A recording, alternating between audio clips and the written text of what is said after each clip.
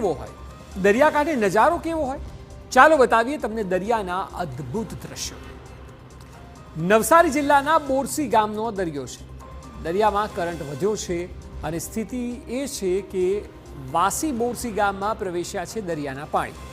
જો દરિયાના પાણીની તીવ્રતા દરિયો જાણે કહેતો હોય કે તેણે રહેઠાણ વિસ્તારમાં પહોંચી જવું છે।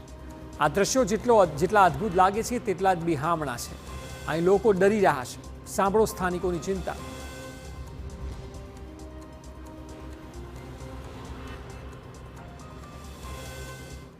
8-9 વર્ષથી રિક્વેસ્ટો કરી છે આરસી પટેલ, સીઆર પાટીલને ઓફિસમાં જઈને મળ્યા છે કે અમને પ્રોટેક્શન દિવાલ જરૂર છે। આજે તમે જોઈ શકો છો કે ખાલી 15 થી 20 ફૂટ એક ઘરોનું અંતર રહી ગયું છે। આજે બોરસી ગામના કમસે કમ 500-600 માણસો આજે ભયભીત છે।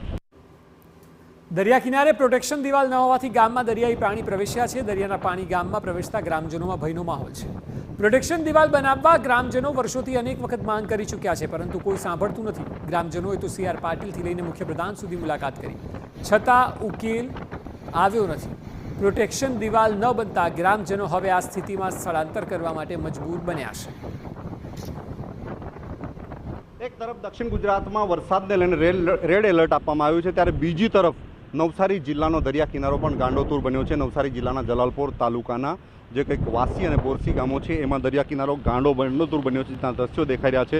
સમગ્ર દરિયા કિનારા પર પ્રોટેક્શન વોલ બનાવીને ગામોની રક્ષા માટેની વાતો કરવામાં આવી છે, પરંતુ જે સ્થિતિ નિર્માણ થઈ છે દેખાઈ રહ્યા છે પ્રોટેક્શન વોલ ધવાઈ રહી છે। અને ખાસ કરીને જે દરિયા કિનારાના જે ગામો છે ગામોમાં ભયનો માહોલ સર્જાયો છે। ગામના જે લોકો છે એ પ્રોટેક્શન વોલ માટેની વારંવાર માંગ કરતા હતા, પરંતુ પૂર્ણ થઈ શકી નથી, જેને લઈને જે ગામના લોકો છે એમાં આક્રોશની લાગણી અને ક્યાંક ડરનો માહોલ પણ સર્જાયો છે। નવસારી જિલ્લાનો આ દરિયા કિનારો છે, દરિયા કિનારાના જે કંઈ ગામો છે એ ગામોમાં જે સ્થિતિ નિર્માણ થઈ છે સ્થિતિના પગલે લોકોમાં પણ આક્રોશની લાગણી છે। નવસારી જિલ્લાનો આ એક એવો દરિયા કિનારો છે જેમાં વાસી, બોરસી, ઉભરાટ અને આજે દાંડી ગામનો દરિયા કિનારો છે છેલ્લા ઘણા વર્ષોથી જે ધોવાઈ રહ્યો છે અને ધોવાવાના કારણે ગામના લોકોમાં ફફડાટ મચ્યો છે।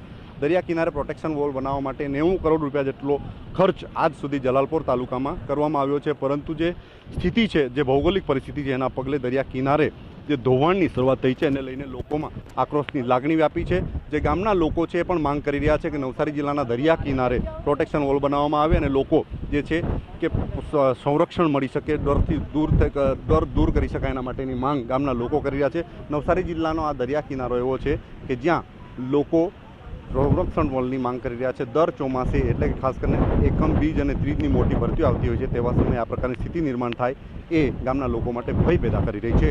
નીરજ ગામે TV9 નવસારી।